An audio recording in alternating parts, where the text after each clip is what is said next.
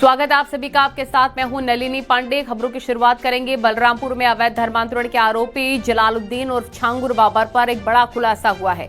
UP में अवैध धर्मांतरण की ग्लोबल साजिश रची गई। पर्दाफाश हुआ है कि कैसे नेपाल के रास्ते अवैध धर्मांतरण को अंजाम दिया जा रहा था। जलालुद्दीन पर 50 बड़े खुलासे आपको हैरान कर देंगे। छांगुर को यूं ही जल्लाद नहीं कहा जा रहा है। अवैध धर्मांतरण की फैक्ट्री चलाने वाले छांगुर बाबा उर्फ जलालुद्दीन का नेटवर्क कई देशों तक फैला हुआ है। अब आपको एक एक करके दिखाते हैं जलालुद्दीन पर 50 बड़े खुलासे कौन से हुए हैं। सबसे पहले ये देखिए, 500 करोड़ की विदेशी फंडिंग की आशंका यहां पर व्यक्त की गई है। 200 करोड़ की विदेशी फंडिंग का हिसाब भी मिला है। इसके साथ ही नेपाल के रास्ते हुआ था 300 करोड़ का लेन देन। सूत्र ये बता रखे हैं नेपाल में 100 बैंक खाते भी खुलवाए गए और साथ ही पाकिस्तान, दुबई, सऊदी अरब और तुर्की से भी फंडिंग हुई है। इसके साथ ही शारजा, यूएई, दुबई के मशरिक शहर में भी खाते हैं। सूत्र बता रहे हैं कैश डिपॉजिट मशीन सीडीएम का भी इस्तेमाल इसमें किया गया है। एजेंट ने 4 से 5% कमीशन पर पैसे ट्रांसफर करे हैं और 500 करोड़ की विदेशी फंडिंग की आशंका है। और भी कई बड़े खुलासे हुए हैं छांगुर पर। 200 करोड़ की विदेशी फंडिंग का हिसाब मिला है। और सबसे पहले आपको बता दें कि जलालुद्दीन उर्फ छांगुर बाबा के खुलासे से जुड़ी पूरी जानकारी एक रिपोर्ट के माध्यम से भी आपको हम दिखाएंगे कौन कौन से बड़े खुलासे हुए हैं। पाकिस्तान, दुबई, सऊदी अरब और तुर्की से भी फंडिंग होती हुई नजर आई है जलालुद्दीन की।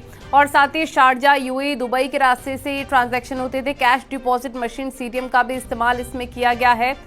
एजेंट ने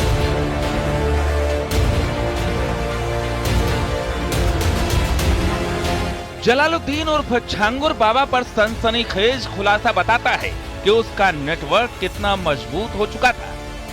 पुलिस सूत्रों के मुताबिक यूपी में अवैध धर्मांतरण के लिए जलालुद्दीन को 500 करोड़ की विदेशी फंडिंग का जांच एजेंसी को शक है। 200 करोड़ की विदेशी फंडिंग का हिसाब मिल चुका है। 300 करोड़ का लेन देन नेपाल के जरिए हुआ।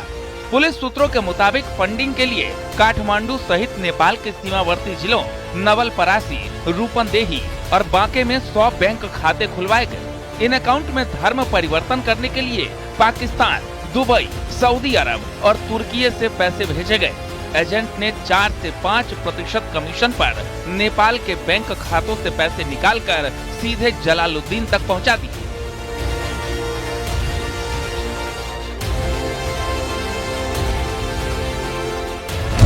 $500 करोड़ रुपए की विदेशी फंडिंग, 200 करोड़ की फंडिंग का मिला सबूत। नेपाल के जरिए 300 करोड़ का लेन देन। नेपाल में 100 बैंक खाते खुलवाए गए। पाकिस्तान, दुबई, सऊदी, तुर्की से मिला फंड। एजेंट ने 4 से 5% कमीशन पर पैसे ट्रांसफर किए। कैश डिपॉजिट मशीन यानी सीडीएम का भी इस्तेमाल किया गया। काफी हद तक इन्वेस्टिगेशन आगे बढ़ा है। कोर्ट ने एटीएस के साक्ष्यों के आधार पर उसको, जो मुलजिम है, उसको 1 हफ्ते के पुलिस कस्टडी रिमांड पर दिया है। उस पुलिस कस्टडी रिमांड में एटीएस जो है एविडेंसेस का कलेक्शन कर रहे हैं, जो रिकवरीज हैं वो सब कार्रवाई कर रहे हैं। और मुझे पूरा भरोसा है कि जो भी इसका लॉजिकल कंक्लूजन होगा वहां तक इन्वेस्टिगेशन पहुंचेगी और जो दोषी आदमी हैं उनके खिलाफ कार्रवाई होगी। अवैध धर्मांतरण गैंग के लेन देन का खुलासा जांच एजेंसियों के लिए भी चौंकाने वाला है।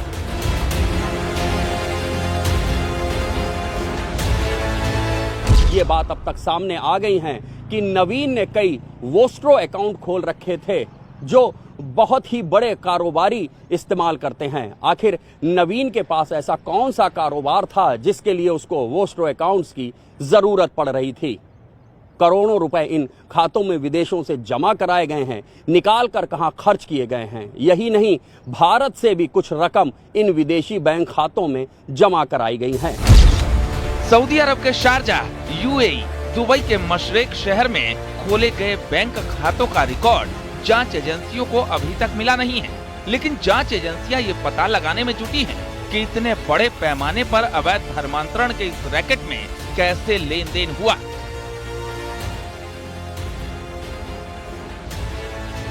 ये जांच अब एक बहुत ही गहन जांच बनती चली जा रही है। एक खुलासा ये भी हुआ है कि कुछ नेपाली बैंक्स में भी विदेशों से रकम जमा कराई गई है, जहां पर नेपाली करेंसी में उसको विड्रॉ किया गया है और फिर भारतीय करेंसी में चेंज कर बलरामपुर पहुंचाया गया है, जिसको अवैध धर्मांतरण रैकेट इस्तेमाल कर रहा था। जाहिर है खुलासे आपको हैरान कर सकते हैं, क्योंकि जलालुद्दीन अवैध धर्मांतरण का वो जल्लाद है जिसके तार खाड़ी देशों तक फैले हैं। Bureau report, news 18 Uttar Pradesh Uttarakhand.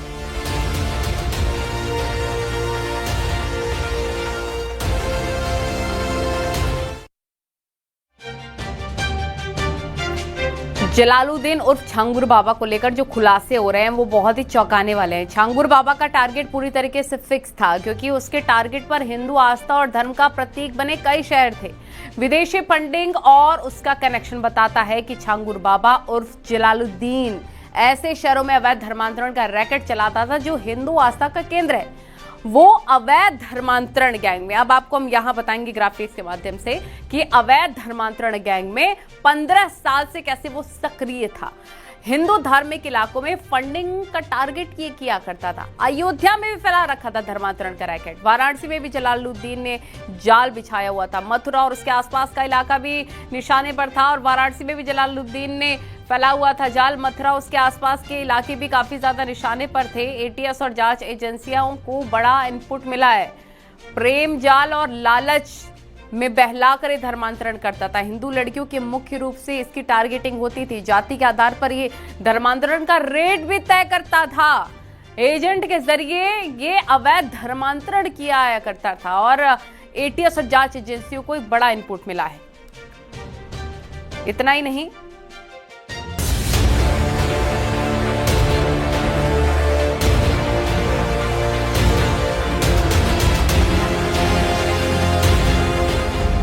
Uttar Pradesh के बलरामपुर में अवैध धर्मांतरण मामले में बहुत बड़ा खुलासा हुआ है। ADG law and order Amitabh Yash ने कई बड़े खुलासे किए।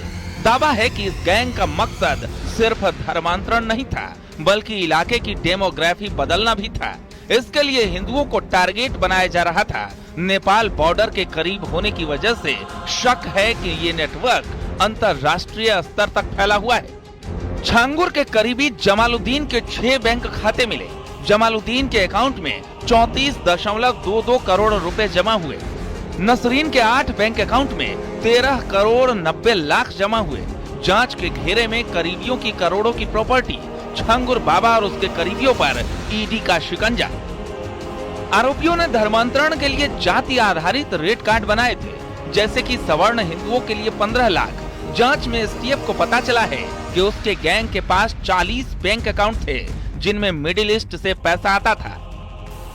इसमें कोई शक नहीं कि जो फाइनेंशियल ट्रांजैक्शंस हुए हैं, खास करके जो फॉरेन कंट्री से इनके 40 अकाउंट जिसके माध्यम से ये गैंग ऑपरेट कर रहा था, उसमें आए हैं, वो अकाट साक्ष्य है और इन साक्ष्यों का इस्तेमाल इस गैंग के विरुद्ध कोर्ट में किया जाएगा। और गवाहों का बयान भी कोर्ट में हो चुका है ऑलरेडी सर। कुछ गवाहों का बयान कोर्ट में हो चुका है और आगे भी जो गवाह मिलेंगे जो पुख्ता जानकारी देंगे उन सब उनका भी बयान कोर्ट में कराया जाएगा। पुलिस और जांच एजेंसियों को मिली जानकारी के मुताबिक विदेश में बैठे कुछ लोग केवल धर्मांतरण के लिए बड़ी रकम का निवेश नहीं कर रहे हैं, बल्कि वो क्षेत्र नेपाल सीमा से बहुत दूर नहीं है और सूत्र बताते हैं कि उस क्षेत्र की डेमोग्राफी को बदलने का प्रयास कर रहे हैं। अयोध्या, काशी और मथुरा भी उसके निशाने पर थे। अवैध धर्मांतरण मामले में गिरफ्तार जलालुद्दीन उर्फ छांगुर बाबा और उसकी सहयोगी नसरीन से यूपी एटीएस की पूछताछ लगातार जारी, जिसमें इस सिंडिकेट से जुड़े नए खुलासे सामने आ रहे हैं। तो ये कोई आश्चर्य की बात नहीं है कि लग्जरी व्हीकल्स का, बड़ी बड़ी बिल्डिंग्स का, प्रॉपर्टीज का इस्तेमाल एक माहौल बनाने के लिए किया जा रहा था, जिसके मदद से कन्वर्जेंस किए जाते थे।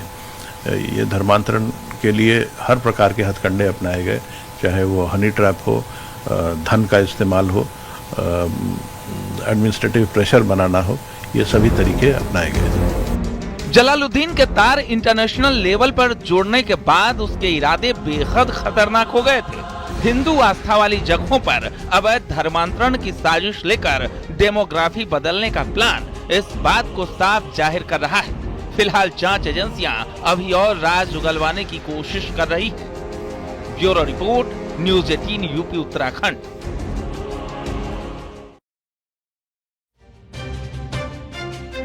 जलालुद्दीन उर्फ छंगुर बाबा के अवैध धर्मांतरण गैंग को लेकर जो खुलासे हुए हैं उसमें 7 मुख्य किरदार भी हैं, जिनका जिक्र यूपी एटीएस की एफआईआर में भी है। ये किरदार पूरा नेटवर्क चलाने में छंगुर के आंख और कान और हाथ का काम करते थे। फंडिंग से लेकर टारगेट तय करते थे। जांच एजेंसियां इन सभी की कुंडली खंगाल रही है। छंगुर बाबा और जलालुद्दीन के ये खुलासे भी आपको हैरान कर सकते हैं। बताते हैं आपको एक करके, यहाँ पर नजर डालिए। नसरीन उर्फ नीतू वोहरा तय करती थी टारगेट, लड़कियों को बरगलाती थी। नीतू वोहरा उर्फ नसरीन, नवीन भी छंगुर बाबा के रैकेट में शामिल था और नसरीन उर्फ नीतू का पति है नवीन रोहरा। दुबई में नवीन और नीतू ने अपनाया था इस्लाम और बलरामपुर की दरगाह पर इनका कब्जे का प्लान भी था। और बता दें आपको कि एक एक करके जो खुलासे हो रहे हैं इनको लेकर वो काफी चौंकाने वाले हैं। जलालुद्दीन ने कोठी में खुद का पावर हाउस भी बनाया हुआ था, ये भी हम आपको बता रहे हैं। विदेशी नस्ल के कुत्ते और घोड़े भी इन्होंने पाल रखे थे। साथ ही बलरामपुर से महाराष्ट्र के पुणे तक इनकी प्रॉपर्टी भी थी।